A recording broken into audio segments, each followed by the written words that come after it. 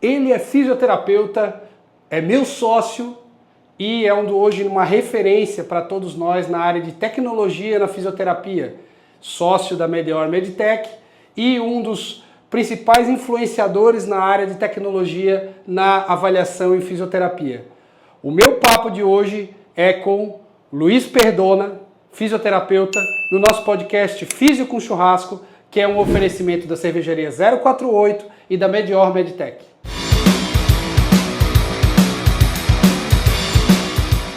Luiz, prazer te receber aqui, meu irmão. Prazer é todo O meu. Luiz, além de grande irmão, grande amigo, é sócio da Medeor Meditech comigo. E hoje eu trouxe ele aqui na minha casa, que vocês sabem que é um ambiente muito íntimo para mim, onde a gente escolheu gravar o podcast. E hoje, junto com o nosso bate-papo, nós vamos tomar uma cerveja Pilsen da 048, que é uma cerveja deliciosa, e vamos fazer a rainha das carnes, que é a picanha, né? Então nós vamos fazer uma picanha deliciosa aqui e vamos conversar com o Luiz também sobre fisioterapia e sobre avaliação. Luiz, eu acho que eu nunca te fiz essa pergunta na vida, e eu já te fiz várias perguntas, tu também várias para mim, e eu vou pegar a cerveja para a gente ir tomando, molhando a palavra, né? E aqui a gente tem uma brincadeira de escolher aonde que qual é o nosso abridor que nós vamos escolher para falar um pouquinho sobre o nosso papo. E eu vou escolher para ti um abridor, porque tu é um cara que gosta de vinho. Eu vou pegar o abridor do Chile, que é um lugar que tu gosta. Tá, então nós vamos abrir o abridor do Chile. Não é um Carmener, mas... Não é um Carmener, mas é uma bela cerveja, né? Então aqui, ó, nosso abridor aqui do Chile. Para quem sabe, isso é uma mania minha de guardar imãs de coisa, que a gente tem essa lager aqui, essa Pilsen Lager, que é de malte alemão, malte Carapils e malte Munich misturado, né? E é uma levadura lager alemã, é uma delícia essa cerveja, né? Então aqui... Cor bonita para uma Pilsen, pô. É, uma Pilsen Lager, mano.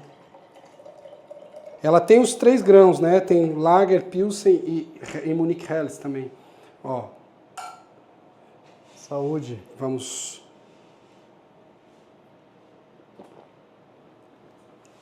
Um dia quente como hoje, Nossa. entra muito bem. Luiz, eu nunca te fiz essa pergunta, cara. A gente já sabe, eu já sei a história toda de tipo, eu tive uma ideia e aí eu falei com o Fábio, que é nosso sócio, Fábio Tabalipa, e aí eu estava atendendo o Marcelo, e aí o Marcelo falou com a Miriam montou a primeira equipe, depois vocês vieram até mim, e aí tudo isso virou a Medeor do jeito que ela é hoje, com outros sócios que a gente tem hoje, uma equipe hoje que conta com mais de 10 funcionários, então a gente hoje já tem uma equipe grande, mas eu nunca te fiz essa pergunta. Quando é que te deu o estalo? Assim, cara, por que não tem isso? Tá. Tu te lembra quando foi essa avaliação, esse insight que eu digo, cara, por que eu tenho que ter um dinamômetro e um algômetro na mesma peça, ou eu preciso investir em tecnologia para compor uma coisa que a gente não tem aqui? Primeiro, Fábio, eu queria agradecer até o convite de estar aqui. É muito fácil aceitar, né? Cerveja, churrasco, um grande amigo meu, ex-professor meu, na Universidade do Estado de Santa Catarina. Né? Então, assim, em relação ao início, né? Ao estalo para desenvolvimento do equipamento, acho que vem muito de uma insatisfação da forma com que eu fazia na clínica. Só para contextualizar, né? O Fábio ele foi meu professor na UDESC, um grande professor de biomecânica, acredito é a cadeira que eu tive aula contigo. Eu acho que sim. E então lá na biomecânica a gente via instrumentações para fazer a avaliação de forma quantitativa das métricas que a gente trabalha com os pacientes, né? Sim. Inclusive força muscular. E depois que você se forma, querendo ou não, principalmente há 10 anos atrás, você não tem muito acesso a esse tipo de instrumentação no ambiente clínico, né? E você sempre sente falta. Quando você vai fazer a comunicação do seu trabalho para um outro profissional, por exemplo. Eu recebi esse paciente de um médico ortopedista. Pô, eu quero entregar para ele dados referentes à situação que eu estou trabalhando com o paciente, e principalmente em relação à melhora dele. Então, lá na clínica, na época eu era sócio do Léo, Leonardo Ávila, provavelmente vocês conhecem. Tudo sobre dor, em breve vai estar aqui no podcast também. Porque o Léo, ele se formou comigo na UDESC, a gente é super amigo até hoje, e nós montamos o nosso primeiro consultório juntos, né, lá no Coqueiros. Em Coqueiros, isso. E lá eu sentia essa necessidade de demonstração de resultado, tanto para o próprio paciente quanto para a equipe, né, interdisciplinar, multidisciplinar que a gente trabalha. E estava lá com um paciente que eu precisava fazer um relatório de evolução, Léo, a gente precisa de um dinamômetro. Aí eu lembro que até ele trouxe uma caixa, eu não lembro de onde que ele arranjou, acho que era no mestrado. Ele trouxe lá um equipamento que era uma célula de carga desse tamanho gigante, que nem a gente usa para calibração lá. E falou, cara, dá para usar isso aqui. Aí a gente olhou para aquilo assim, mas como é que a gente vai adaptar isso aqui para fazer a avaliação? Aí eu comecei a dar uma olhada em comerciais no mercado, dinamômetros comerciais, né? E o principal que a gente tinha acesso, principalmente, era o Lafayette, norte-americano. Só que para nós aqui no Brasil é muito caro. Né? Continua sendo caro, já era caro e continua sendo. Deve estar custando hoje em torno de $1.300. Então, quando você bota lá o dólar... Para trazer hoje, na mala, né? Trazer na mala. Mercado cinza, né? Que eles chamam. Não é mercado negro, mas é o mercado informal. Se você for lá e comprar, tudo bem, você vai pagar ali hoje em torno aí de 7, 8 mil reais. Mas quando a gente faz a importação do jeito tradicional, bota pelo menos 100% em cima. Então, é caro, né? Era caro você adquirir um produto desse. Então, daí, vindo lá, né, na história, conversando com um amigo meu médico, autodidata em tecnologia, o Fábio Tabalipa, grande irmão aí até de criação mesmo, eu apresentei para ele, cara, assim, existe a necessidade, só que a gente não tem a instrumentação, o que você acha? Aí ele começou a trabalhar junto comigo no desenvolvimento do protótipo, né, do equipamento. Por eu ser sócio do Léo, ele estava começando, eu lembro que até na época não era tudo sobre dor, não era dor e coluna, era um café com... Café com ciência. Café com ciência, que era ele com o Adriano. Isso. Léo, se eu falei errado, desculpa. Mas acho que era ele e o Adriano Marostica. Isso. Os dois. Que eu trabalhei com o Adriano também Sim, trabalhamos juntos. Trabalhamos juntos. Bom, então, ele estava iniciando, né, o trabalho ali de estudo sobre neurociência e neurofisiologia da dor. Hoje ele é uma das principais referências, né, a nível nacional e possivelmente internacional sobre o assunto. Mas ele falou, cara, dinamômetro até não me interessa muito, mas já ouviu falar sobre algometria de pressão? Aí ele me mostrou o que era um algômetro de pressão e a gente começou a trabalhar no desenvolvimento desse produto híbrido. Mas, assim, o gatilho ele vem mais de uma situação de descontentamento com o que era a rotina dentro da nossa clínica. Diria que seria mais nesse sentido, Fábio. Tá, então veio muito mais da falta de poder ser um pouquinho mais exato, né? E isso é uma coisa que eu falo muito, quem me acompanha nas redes sociais sabe, né? A dificuldade que o fisioterapeuta tem de identificar realmente as disfunções do seu paciente que ele vai tratar. Porque de nada adianta, isso eu falo sempre, tratar sem avaliar e dirigir um carro sem volante. Tu já me viu falar isso 200 vezes, né? Até em aula.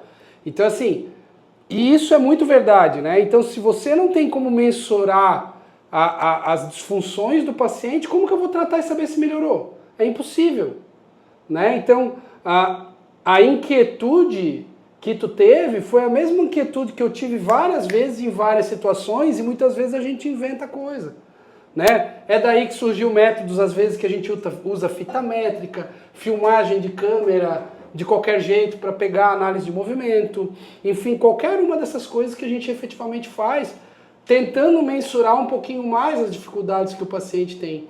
E eu vejo cada vez mais isso como uma tendência na fisioterapia, né? Eu na época da pandemia, tu vai te lembrar que a gente criou e lançou um meeting, né? Sobre tecnologia na fisioterapia. Na época a gente fez isso online, porque ninguém podia sair de casa. E aí a gente fez e eu falei sobre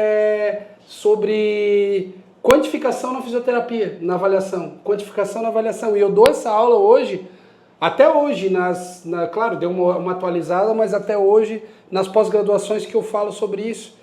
E eu falo sempre que quando a gente está numa fisioterapia hoje, 4.0, onde a gente está na internet das coisas, onde a gente tem tecnologia e inteligência artificial voando por aí. Cara, a gente não pode mais se basear exclusivamente em fita métrica e goniômetro. E não que isso não seja importante, né? Escalas e questionários funcionais, goniômetro, fita métrica, testes funcionais que você faz são extremamente importantes, tá? Mas hoje a gente tem tecnologias, e mais do que isso, tecnologias baratas, se nós não formos considerar o custo-benefício, como é o próprio SPTech. O cara olha, não, custa lá 4 mil e tantos reais, 5 mil reais o equipamento desse. É caro. Não é. Pelo que ele entrega. Pelo que ele entrega e pelo que você consegue agregar de valor na tua avaliação, não é caro. E ainda tecnologias de outro tipo, um pouco mais baratas, um pouco mais caras, enfim, mas que trazem mais informação para que o fisioterapeuta não haja às cegas. Eu fui criado, quando eu me formei em 2001, por muito tempo agindo às cegas. A gente baseava na tentativa e erro, na experiência prévia. E hoje em dia não dá mais para ser assim, né, Luiz? Fala um pouquinho mais sobre tecnologia, sobre isso. Como que tu enxerga a tecnologia entrando na fisioterapia hoje? Hoje a gente tem inteligência artificial, a gente tem célula de carga, a gente tem câmeras. Sim. O que tu enxerga sobre isso? Até assim, você estava falando ali de que o profissional, né, ele, ao mesmo tempo tem a dificuldade, mas ele é inovador por definição, por buscar outras estratégias para resolver o mesmo problema.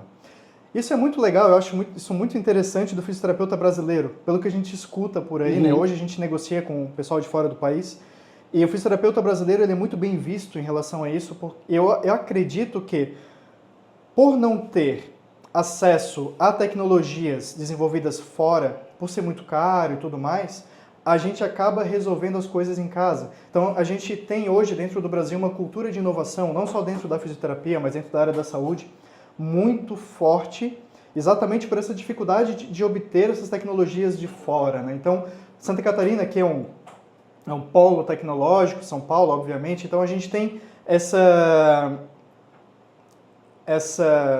espalhamento, vamos falar assim, né, da cultura de inovação dentro da saúde muito forte aqui no Brasil. E eu acredito até pela nossa, de certa forma, precariedade em relação à aquisição de tecnologia exportada. Realmente, Fábio, tem muita coisa interessante surgindo. Hoje está mais barato e mais fácil desenvolver devices, tanto para fisioterapia quanto para medicina, enfim, para a área da saúde como um todo. A gente tem realmente bastante startup. Nós somos aqui vinculados à CAT, né, Associação Catarinense de Tecnologia, e a gente vê muita ideia bacana surgindo, tanto de aplicações mobile hoje, né, não é mais nenhum impeditivo você criar um aplicativo para um celular, né, você consegue até com o auxílio de inteligência artificial você criar algo relativamente rápido com pouco esforço.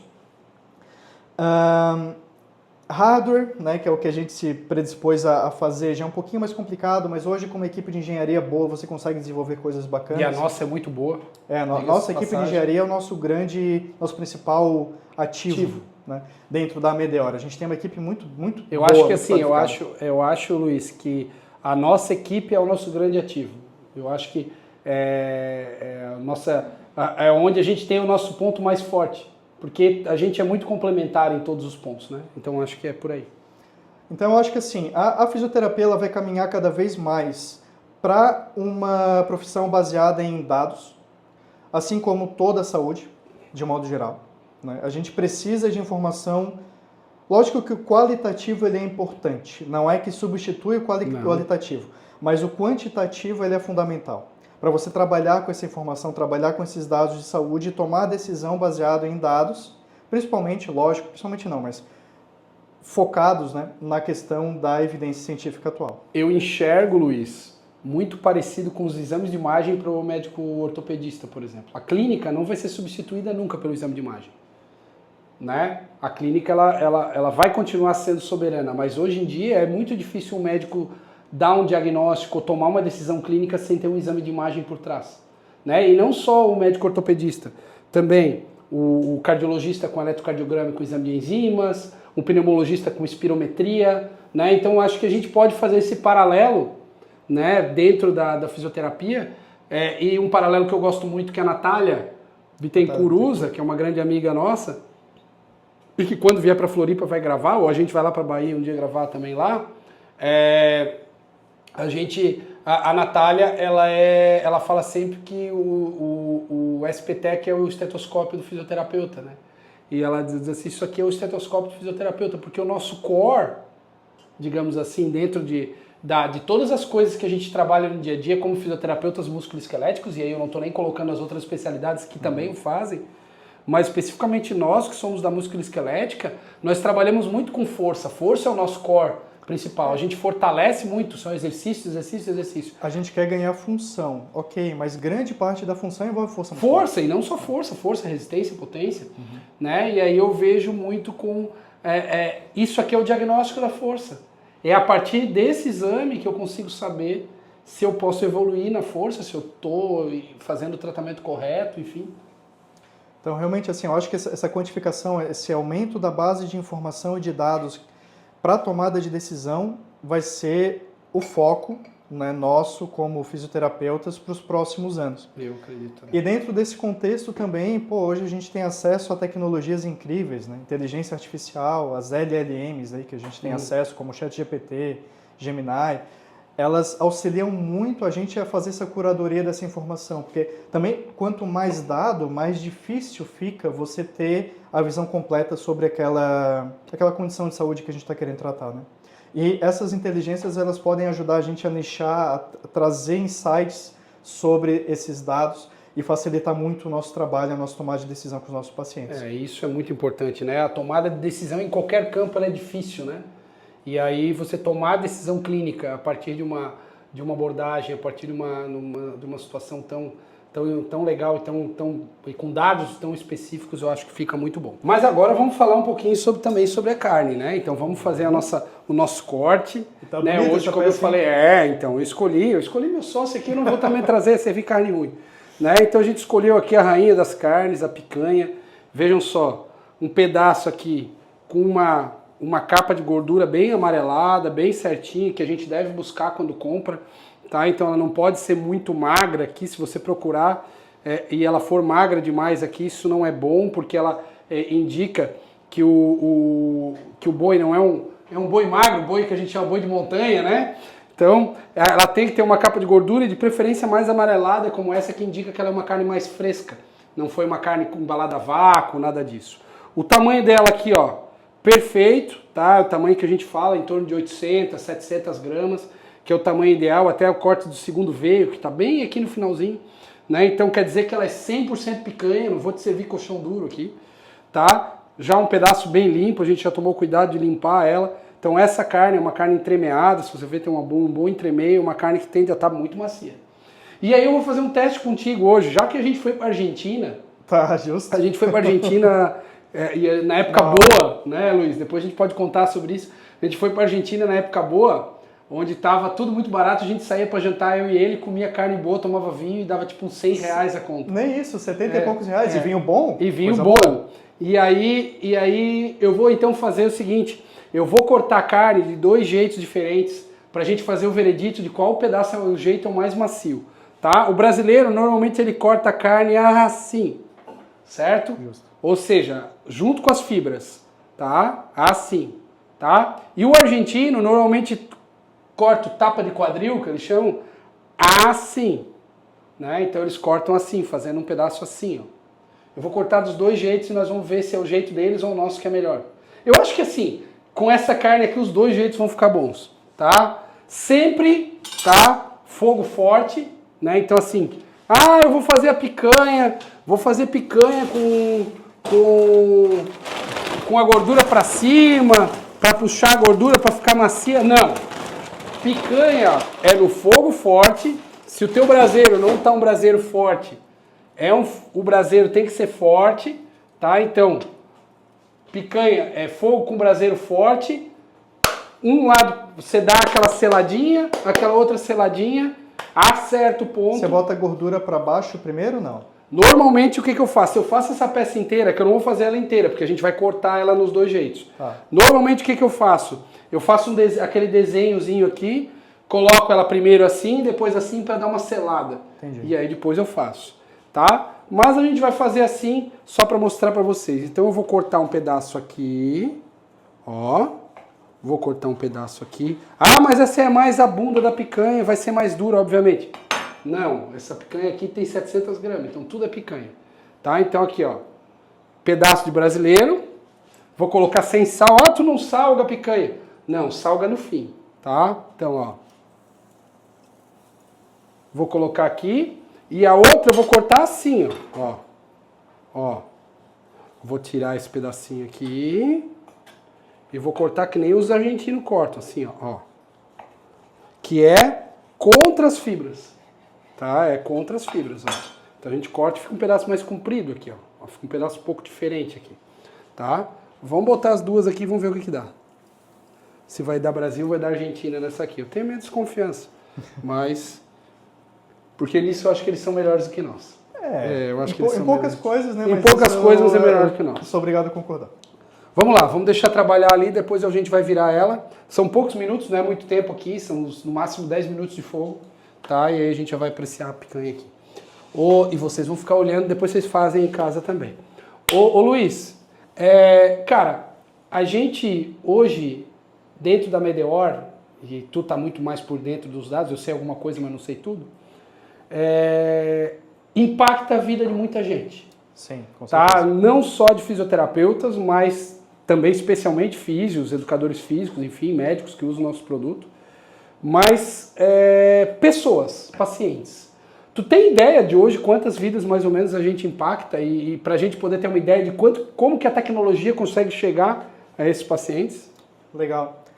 Até a gente estava trocando uma ideia um tempo atrás, né, Fábio? A gente, como profissional de fisioterapia de reabilitação, a gente trabalha com expectativas e vidas humanas, né? E é um trabalho muito bonito, é um trabalho incrível, né? Eu tenho muito orgulho de ser fisioterapeuta. E é interessante que com tecnologia, quando a gente, né, põe para rodar um projeto desse, a gente consegue escalar um pouco isso, né? A gente tem dados, sim, sobre as vidas impactadas, a quantidade de avaliações que a gente tem executadas com a nossa ferramenta. A gente não tem até uma total precisão em relação a isso, porque nós fizemos uma troca de aplicativos, né? Sim. A gente tinha um aplicativo que ele não tinha todos esses dados, hoje a gente tem um aplicativo que tem todos esses dados. Mas hoje, cara, a gente tem uma base de pessoas, de pacientes, né, avaliados, indivíduos avaliados, beirando em torno de 50 mil pessoas. É louco, né? O que é muito louco, pensando que é um projeto que começou muito pequeno, muito incipiente, né, por nós. E a gente já impactou pelo menos, porque como tem o aplicativo antigo que o pessoal ainda usa, a gente não sabe, pelo menos 50 mil pessoas. 470 mil avaliações executadas, se eu não me engano. Então, é muita gente sendo impactada pela tecnologia que a gente cria. Isso é muito legal, é muito gratificante, né, como fisioterapeuta e também, querendo ou não, como empresário do ramo, né, de tecnologia, porque a gente acaba deixando legado, não só para a profissão, mas para as pessoas que a gente impactou. Até tem um caso muito legal, puxando agora, veio na memória, tem um cliente nosso que mandou um relato no Instagram, assim, bem aleatório, a gente não pediu, a gente não foi atrás, mas foi muito bacana, que ele estava atendendo um paciente, uma criança, que foi diagnosticada com AME. Esclerose múltipla, aliás, a amiotrofia espinhal progressiva. Exatamente. E eles estavam com uma dificuldade para a aquisição do remédio, que é extremamente caro, eu não lembro o nome do remédio agora, mas para AME, ele é muito caro e dentro do SUS, né, tem-se o direito, mas você tem que batalhar judicialmente para você conseguir. E ele falou que ele fez a avaliação de força, constatando ali a perda, e conseguiu, juntando, lógico, todo o outro escopo, né, avaliativo e os outros dados que ele tinha, ele conseguiu mandar isso pro SUS e conseguiu a medicação e veio agradecer legal, a gente. Cara. Então isso é muito gratificante como profissional e como empresa, né, a gente conseguir realmente impactar a vida das pessoas de uma forma mais ampla, mais macro, Então a gente deixa esse legado tanto para a profissão quanto para as vidas que a gente impacta, Luiz, os pacientes. E assim, eu acho que a nossa equipe como um todo, e aí eu acho que a gente pode... Eu posso falar em nome da nossa equipe nesse momento. A nossa equipe é uma equipe muito apaixonada pelo que faz.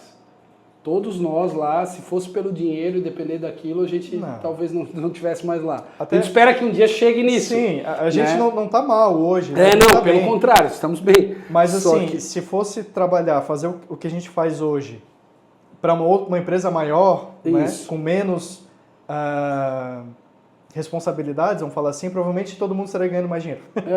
Mas como a gente tem essa ideia de deixar um legado e criar algo nosso, né, a gente tem todo mundo é alinhado nesse propósito. Né, eu acho que assim, toda empresa, ela obviamente, uma empresa privada, ela quer gerar lucro.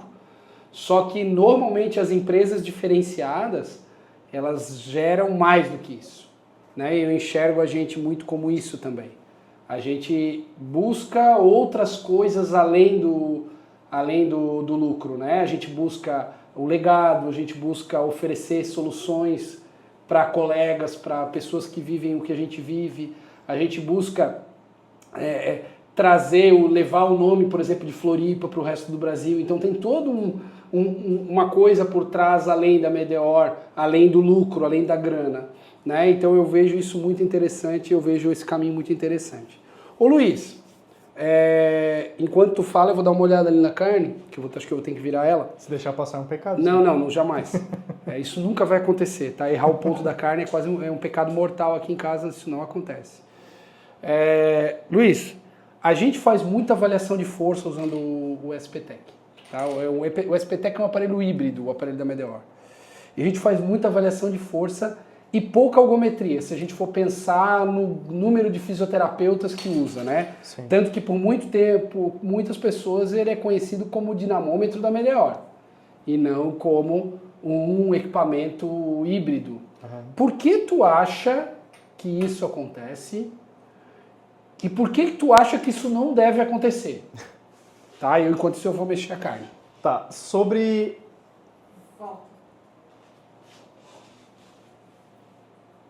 O que está acontecendo? Não, pensando fora. Vai. Tá, enquanto tu fala isso, enquanto eu vou mexer a carne. Assim, Fábio, sobre o que... Primeiro o contrário, né? Por que eu acho que isso não deve acontecer?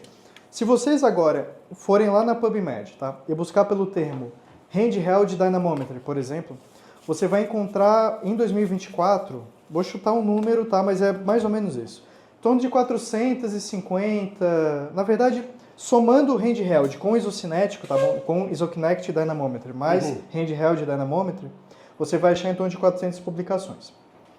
Se você for buscar por limiar de dor por pressão, Pressure Pain Threshold, se eu não me engano em inglês, né? Você vai encontrar 800 publicações em 2024. Então, é um tema que tem se falado cada vez mais dentro de todas as áreas da saúde, que é a questão de dor, tanto a nível de definição, quanto a nível de diagnóstico e interpretação dos resultados da algometria. Então, é uma ferramenta que está cada vez mais em uso no âmbito científico, mas ainda tem uma barreira muito forte de utilização no âmbito clínico. O que é uma pena, porque com a algometria de pressão a gente consegue ter métricas muito interessantes, tanto sobre a situação basal do paciente, em relação à dor dele. Né? Para quem não sabe, como é que funciona um algômetro? Né? O algômetro ele é uma célula de carga, assim como a gente tem o dinamômetro, ele é uma célula de carga. A diferença está na utilização dessa célula de carga. Na dinamometria, a gente quer saber o quanto de força o paciente está fazendo sobre o sensor. Né? Então, o paciente vai fazer uma força máxima ali e a gente vai ver o quanto de força foi aplicado. Na algometria, a gente inverte um pouco esse papel. Eu, como avaliador, com uma ponteira normatizada de 1 centímetro de área, vou aplicar força, pressão sobre algum ponto do paciente e relacionar isso com a queixa álgica dele. Sim. Então, a partir disso... Substitui o nosso dedo quando a gente vai avaliar a dor, a sensibilidade da dor à pressão, quando vai avaliar a palpação, dor à palpação do paciente. Né? É, porque a gente não sabe com o dedo quanto de pressão foi aplicado até doer. Né? E a algometria, ela traz isso, o limiar de dor por pressão, ela traz isso. Aí a pessoa pergunta, tá, mas ela só é útil quando a dor é palpável? Quando a dor é miofacial, por exemplo? Não. Porque se o limiar de dor por pressão é alterado, por exemplo, está atendendo um paciente com uma lesão meniscal, vamos supor, menisco medial. Você não consegue palpar exatamente, até consegue, na interlinha articular, assim, você consegue encostar. Depende, se for bem numa fase mais crônica, sim, na fase mais aguda fica a dor mais espalhadinha. Fica dor espalhada, difusa na região. Então, quando você faz a avaliação por algometria de pressão em qualquer área daquela região do joelho, ok, você vai ter um número que é esse limiar, o primeiro sinal de dor ou desconforto, né, com a aplicação de pressão. Mas o que a literatura traz? Que quando o limiar de dor por pressão aumenta, que é o que a gente quer, ou seja... Quanto mais eu apertar, teoricamente, menos o paciente sente dor, né? Exatamente. Você precisa de mais pressão em determinado ponto para ele ter aquela queixa, a queixa de dor, né? Então, quando o limiar de dor por pressão aumenta, que é algo positivo, em qualquer área da região do joelho dele, significa que aquela dor que ele sente intra-articular, muito provavelmente também reduziu. E não só no tecido que envolve a articulação do joelho. Então não é conceitualmente errado você dizer que quando o limiar de dor por pressão aumenta, o paciente está menos suscetível a sentir dor. Não necessariamente dor à palpação, mas dor em qualquer situação, por mecanoreceptores, por irritação química de um processo inflamatório. Então é um dado muito legal para você comprovar resultado de intervenção, para você engajar paciente no processo de reabilitação. E, além disso, ele traz muitas métricas interessantes sobre a saúde desse sistema de interpretação da dor, que a gente chama de sistema somatosensorial. Por exemplo, né, muito paciente crônico, por exemplo, dor lombar, né, que a gente atende a rodo aí, o paciente tem dor há 15 anos nas costas. Provavelmente, ele já foi no Google, hoje em dia na IA, né, já perguntou para o ChatGPT. Cuidado que ela mente. Mente e quer agradar as pessoas, isso é muito legal. Depois, se puder falar a experiência que você teve com o GPT, vai ser bem interessante. Mas, se ela já passou por N profissionais, se já buscou na internet, provavelmente é um paciente que já chega com muita informação negativa sobre a condição de saúde dele. Sim. Assim como a gente tem o efeito placebo, né, que é positivo, tem o efeito nocebo, que é negativo, a informação piorando aquela situação, né? Então, esse paciente ele vai ter uma característica de medo, evitação, desuso sobre o corpo dele. Ele chega todo travadinho, né? Parece um pinguim andando. Sim. Ele não inclina, ele não gira, né? Não senta direito. É um bloco. É um bloquinho. E ele acha que exercício piora a condição dele, muitas vezes. Ele fala, eu não vou fazer esse agachamento porque eu vou ficar pior. Eu li isso, o ortopedista falou isso, a gente sabe, né, que algumas situações são complicadas em relação a isso. E o legal é que com a ergometria você consegue mostrar para ele pré-exercício e pós-exercício o que aconteceu e, consequentemente, tirando ele, tentando tirar ele daquele ciclo de medo, incapacidade, desuso, dor e trazer ele para uma estratégia de autocuidado, de enfrentamento, de responsabilização sobre a condição de saúde dele. Então, provavelmente, ele vai fazer aqueles exercícios domiciliares que a gente sabe que quase ninguém faz. Ele vai possivelmente ter um estilo de vida um pouquinho mais ativo, porque você deu esse subsídio, essa informação que exercício para ele faz bem. Boa. Então, é muito legal. A ergometria é muito interessante. E, infelizmente, realmente ela é pouco utilizada ainda em ambiente clínico. Até dentro da nossa base, eu falei lá 470 mil testes, mais ou menos, de dinamometria, contra em torno de 15, 20 mil de ergometria que a gente tem hoje dentro do nosso sistema. Um terço. Né? Então, a gente tem essa discrepância que não faz sentido, né? Com o que a gente tem de ciência, com o que a ergometria pode fazer pelas pessoas. E o fato de que a dor, né, Luiz, é o principal foco e o principal motivo pelo qual os pacientes nos procuram. Ninguém vai procurar a gente, são raros os casos, né, onde os pacientes vão procurar a gente porque estão com falta de força ou porque estão com falta de equilíbrio. A grande maioria dos pacientes procuram a gente porque estão sentindo dor. Ele não vai chegar lá, eu estou aqui com um excesso de rotação medial do meu joelho quando eu me agacho, consequentemente eu tenho uma sensibilidade aumentada aqui na região lateral do meu quadril. Eu falo, estou com dor no meu quadril. E é isso. Te vira, faz o teu trabalho, né? Descobre acha a causa o que está acontecendo. Então, a dor é sempre a queixa, então, quase sempre, né? A queixa. Então, quanto mais a gente conseguir explicar para o paciente, metrificar, educar ele em relação à dor, e entregar resultado em relação à dor, melhor para todo mundo, tanto para nós como profissionais que estamos ali atendendo, quanto para o paciente e para a equipe Sim. multidisciplinar. Sim, eu falo isso, que a dor é o principal motivo pelo qual as pessoas buscam fisioterapia. Né? Então, teoricamente, deveria ser a parte onde a gente mais estuda, né? E a gente vê hoje a dificuldade que o fisioterapeuta tem, e dos profissionais de saúde em geral, de entender dor, os tipos de dor, os mecanismos de produção e de inibição de dor. Por isso que pessoas como o Léo Ávila, O Felipe Rogério Reis, Liperassi, enfim, todos esses caras são evoluem muito. extremamente necessários para isso. E aí acaba que a gente avalia pouco e estuda pouco isso. Né?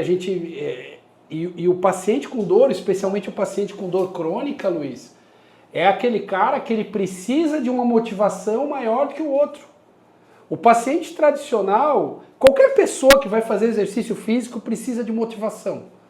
Né? A motivação intrínseca para a produção de exercício físico é algo muito difícil de existir, a não ser que você seja uma pessoa extremamente apaixonada pelo que faz. Né? Fulano que joga tênis, fulano que joga beach tênis ou que faz crossfit, ele acaba tendo uma motivação intrínseca muito forte. Mas a gente, dentro da fisioterapia, tem que ninguém...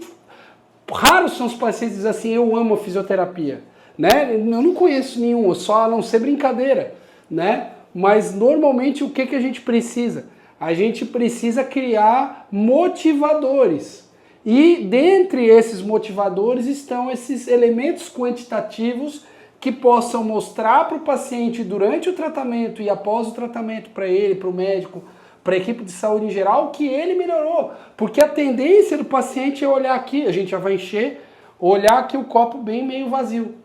Ah, eu não estou melhorando, semana passada eu estava igual, ontem eu estava melhor. Eu tenho que dizer, não, peraí, olha aqui, quando eu te avaliei, tu estava assim. E agora, tu tá assim.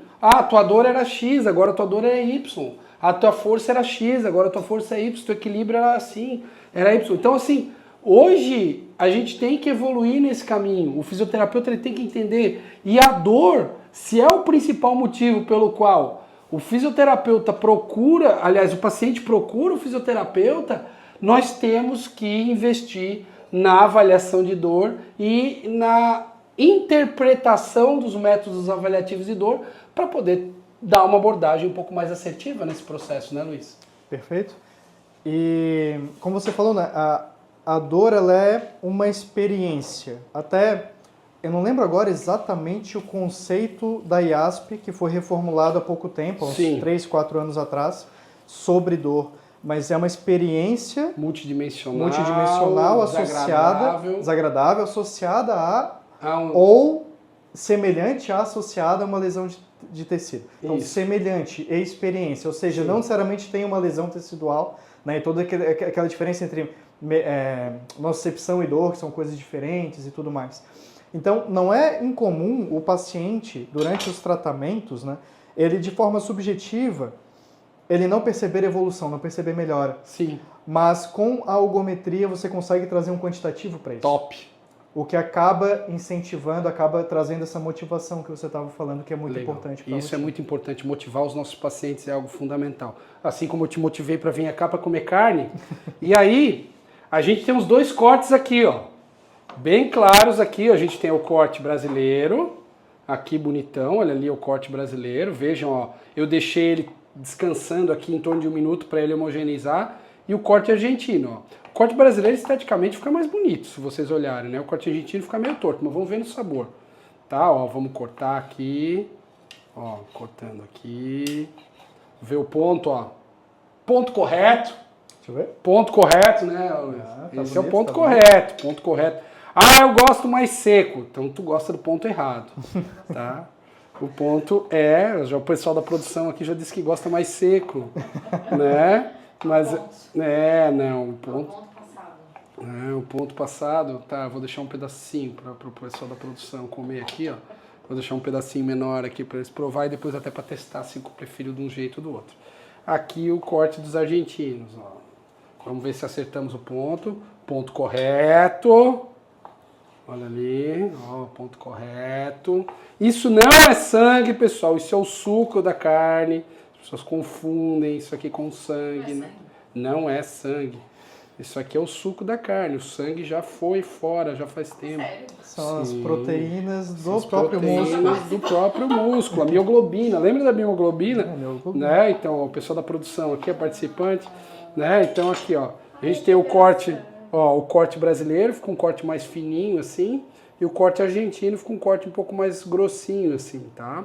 Vamos servir. Deixa eu pegar aqui a tabuazinha com a farofa da Clarice, que já é conhecida do podcast, né? Então aqui, ó, eu vou botar num bolinho aqui o corte brasileiro aqui.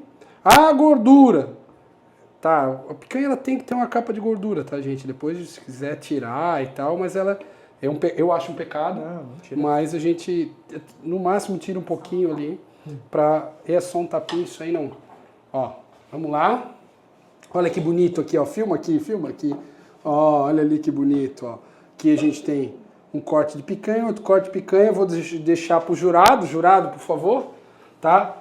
Deixa eu botar um pouquinho de sal de parrilha, né, pra gente deixar a carne com um pouquinho mais ajustadinho no sal. Aqui, ó, não vou fazer que nem aquele cara que faz assim, tá? Mas a gente vai fazer. Luiz, taca a ficha aí, enquanto eu pego mais uma pra nós. Tá, eu vou pegar primeiro a de corte brasileiro, que é que eu tô acostumado, pra poder lembrar. Tá bom. E depois poder comparar com o outro, né? Tá. Mas tá Engraçado, bonitinho, figurinha aí, eu não tenho coisa argentina aqui, cara. tá? Tem que voltar pra lá. Tem que voltar pra lá. Eu vou pegar da França, porque todo argentino acha que é meio francês, né? É verdade. Então eu vou pegar, deixa eu ver, tem aqui Paris, que foi o que eu usei no último episódio, né? Então assim, vamos pegar Paris aqui, que todo argentino acha que é meio francês. Vamos botar aqui no meu Time to Drink, aqui as garrafinhas, vocês viram que eu tomo de vez em quando só. Tá? Então, Luiz, E provavelmente já esvaziou isso aí em alguma circunstância antes, né? teve. Cara, a carne tá fantástica, tá? Mesmo, né, o corte tradicional tá bem macio, muito bom. Deixa eu tentar só tirar aqui. Vamos ver o corte argentino. Ó. Eles sabem o que faz. Eu acho que a gente vai ter que mudar o jeito que a gente faz aqui, né? Não, eles sabem. Deixa eu provar aqui. Fica muito macio. Tá diferente? Fica. Produção, prova aí, produção. A produção come depois. Mas é bem interessante. Eu nunca tinha cortado assim. Até fica a dica. É um aprendizado. Mais um aprendizado que o Fábio me dá. Então, depois disso que eu não te ensinei nada na vida. Luiz, a gente está num mundo hoje onde a coisa flui muito rápido. Tudo gira muito rápido dentro da fisioterapia. A gente, dentro da ciência, o que é verdade hoje, amanhã já não é mais. E isso é um reflexo do mundo, né? O mundo é assim. O melhor carro passa a ser uma bosta depois de um tempo e assim a vida segue. Quais são os próximos passos que você vê da fisioterapia, indo para o lado da tecnologia em fisioterapia e da Medeor? Onde que eu obviamente sei os passos, né, porque eu participo da reunião do conselho, mas o que a gente pode dar de spoiler para a galera de que a Medeor está trabalhando? Eu acho que assim, ó, próximos passos para os dois, né? Tanto para a fisioterapia como um todo, quanto para a empresa. É análise de dados e trabalhar com dados. Os equipamentos, de modo geral, eles são, né, interfaces de captação de dados. Mas para um dado virar informação e essa informação virar um conhecimento aplicável, precisa de uma tratativa. E essa tratativa vai ser o que vai ser importante no futuro próximo agora, que já está sendo, né? Até a gente tem, por exemplo, clientes nossos que são de times de futebol, né? A gente tem os nossos parceiros oficiais, e os próprios clientes nossos, né, vamos chamar eles de heavy users, né, os caras que mais usam o nosso produto, eles são muito ávidos por dados. Eles perguntam pra gente, faz uma planilha aqui com todos os meus atletas, relacionando a força média deles com a posição que eles jogam, se é atacante, zagueiro, enfim. Então, esses dados para tomada de decisão, eles vão ser cada vez mais importantes, e a gente, dentro da Medeor, a gente está olhando para isso. Carne já mais no ponto aqui, quase bem passada pro pessoal da produção aqui, ó. Para dizer que eu não trato bem as pessoas aqui. Ó. E essa tratativa de informação ela está sendo muito facilitada com o uso de inteligência artificial. Até puxando um gancho para o que você falou de... as coisas evoluem muito rápido, né? Existe um portal, depois eu passo para você dar uma olhada, que é muito interessante, que ele mostra todas as aplicativos e sites de IA que surgem todos os dias. E eu vi alguma coisa disso. É surreal. Assim, são 30, 40 soluções de IA surgindo por dia. Isso é um volume gigante assim, de tecnologias, né, que vão sendo agregadas. E até tem um podcast legal que eu acompanho, que o cara falou uma coisa interessante. Hoje, se cessasse todo o desenvolvimento de IAs, de modo geral, assim, paramos aqui, parou, esse aqui é o estado que a gente vai ficar, ok? Demoraria 10 anos para a gente conseguir saber tudo que a gente consegue extrair com a tecnologia que tem hoje. E é uma tecnologia que evolui semana a semana, mês a mês. A gente teve o DeepSeek saindo agora, né, da China. A gente tem o GPT 4.5, que está para ser lançado ainda esse mês. Então a gente tem muita inovação e é tudo muito volátil, é tudo muito rápido, é muito louco de acompanhar isso. O próprio Elon Musk fez uma proposta milionária em cima para voltar, né? Porque ele já saiu, ele já foi da OpenAI lá no início, então fez uma proposta monstruosamente alta para comprar uma parte da OpenAI, né? E não rolou. Até tem uma história, eu não lembro agora exatamente, eu posso estar falando besteira, mas parece que o início da OpenAI foi junto com o pessoal da Microsoft. Só que eles foram muito espertos, eles criaram meio que uma empresa à parte, uma spin-off mesmo, daquela empresa. E assim, se desse errado, não tem nada a ver comigo. Se der certo, pô, tamo ali junto. E deu super certo, né? Não é à toa que aqueles caras são hoje, querendo ou não, pelo menos no Ocidente aqui, líderes de mercado. Mas se você pensa em inteligência artificial, a primeira coisa que vem na sua cabeça é ChatGPT. E é só uma das soluções, tem N outras soluções. Mas então assim, o que eu imagino que vai ser o futuro? É o uso de dados vinculados a inteligências artificiais para auxílio de tomada de decisão para nós. Por exemplo, a Natália ela foi muito precursora dos algoritmos para reabilitação. Sim. Né? Através do FAST, né? A gente não tem problema nenhum em falar parceiros isso, porque nossos. são parceiros nossos. E é muito interessante toda a inteligência que eles colocaram lá. Mas ela foi meio que precursora disso. Mas essa análise de sistemas complexos, né? Que é o que ela mais fala, posso estar errado. Né? Mas não, é isso aí. É o que ela mais fala, sistemas complexos, interações de diversos fatores para você ter uma lesão ou não. Para você predizer lesão, para você prevenir lesão, possivelmente. Né? Então, o uso desses algoritmos, dessas informações, desses dados, tudo compilado, vai ser o que vai fazer a gente alavancar como profissionais, na minha concepção. E logicamente, a gente dentro da Medeor, a gente está tentando seguir esse caminho para não ficar muito atrás. Né? Mas é muito interessante, cara. Esse mundo da inteligência artificial ele é muito, muito vasto, muito interessante. E falando assim de ChatGPT, Gemini, enfim, né? Isso é só uma pontinha. Uma ponta que as pessoas conhecem mais, né?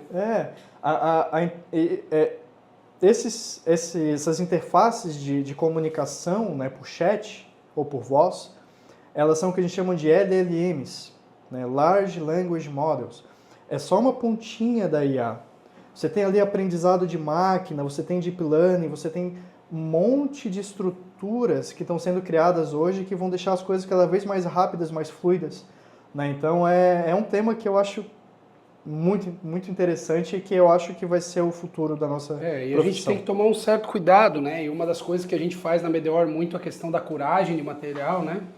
De poder de poder ter garantias daquilo que a gente, né? O que a gente oferece de informação para os nossos pacientes, para os nossos clientes. Pode falar a tua experiência lá que fosse perguntar porque é o seguinte. Porque hoje a tecnologia, infelizmente, ela pode ser tua amiga ou tua inimiga. Né? Há um tempo atrás surgiu a Meta AI, né? Que é a tecnologia, eu até lancei um vídeo sobre isso nas minhas redes sociais um tempo atrás.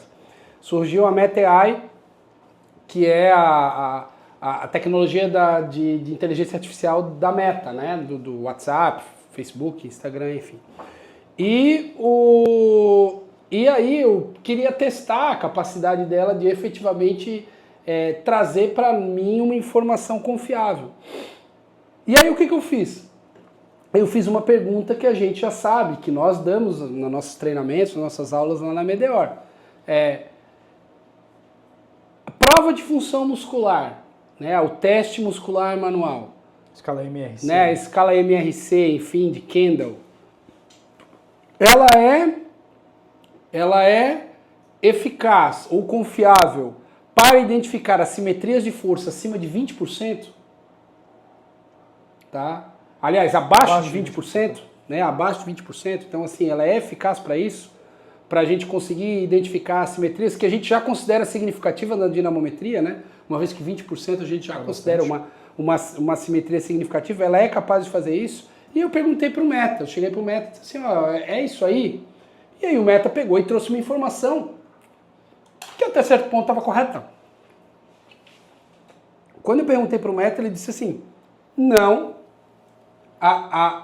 é possível ter confiabilidade nos testes musculares manuais em assimetrias menores do que 20%, por causa disso, daquilo, e tal, e trouxe um monte de informação. Eu disse, pô, legal, trouxe a informação correta, né, porque é a informação que a gente ministra em aula e que a gente sabe que está correta. Mas eu fiz uma pergunta para ele, eu disse assim, quais são os artigos científicos que você pesquisou? E aí ele me trouxe 3 artigos científicos. O primeiro, que era um do Haglund, que eu já conhecia, disse, não, beleza, esse aqui eu conheço, né? E ele fala realmente um pouco disso. Não tudo, mas um pouco. Mas esse segundo aí eu nunca tinha visto. O terceiro também não. Mas o segundo era exatamente o que eu precisava para aquele momento. E aí eu perguntei. Aí eu fui lá no Google, no PubMed pelo DOI, e não encontrei o artigo. Eu disse, cara, tem alguma coisa errada, ou digitou o DOI errado, ou alguma coisa assim. Aí eu perguntei para ele, esse artigo está com a referência correta? E ele falou, a referência é utilizada pelo PubMed, você quer investigar isso, você deve procurar pelo DOI, não sei o que, e deu uma garibada, né? E aí eu disse assim, cara, esse bicho está me enganando. Aí eu perguntei, essa referência é de verdade? Aí ele, ops, realmente foi um erro. As minhas respostas são dadas com base no acúmulo de dados de todas as fontes. E essa referência, ela não existe. Caramba, ele citou com citação, tinha citação. Tinha até nome de autor. Nome de autor, nome de revista, DOI, ano, tudo direitinho. Aí eu fui, o terceiro, tá, e o terceiro existe? Não, o terceiro também não existe também. Então, assim, de 3 referências que ele me deu da informação, uma só era verdadeira, as outras 2 ele inventou da cabeça dele. E aí é que é o ponto que eu falo que hoje em dia a gente tem muito para avançar. Sim. Tem que ter alguém para fazer essa leitura de materiais para poder oferecer isso para o cliente de uma forma um pouquinho melhor, né?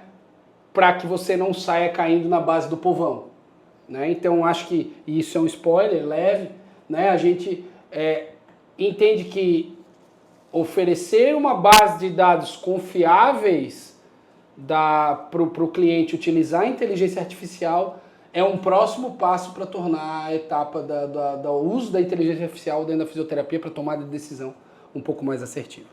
Luiz, estamos chegando no nosso final do podcast, tá?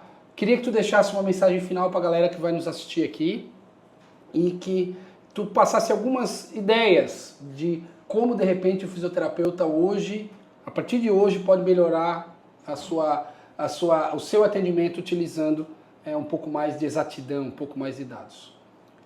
Bom, Fábio, queria primeiro agradecer a oportunidade de estar aqui, tá experimentando um corte argentino de uma picanha. Volte aqui, vai voltar aqui mais vezes, com certeza, não no podcast talvez, ou outras vezes pelo podcast, mas vai voltar outras vezes. A gente pode puxar algum tema mais específico, né? Mas, assim, gente, dentro da nossa rotina, a gente precisa metrificar, a gente precisa quantificar, a gente precisa evoluir em relação a dados. Então, vocês precisam ter ferramentas que possibilitem isso.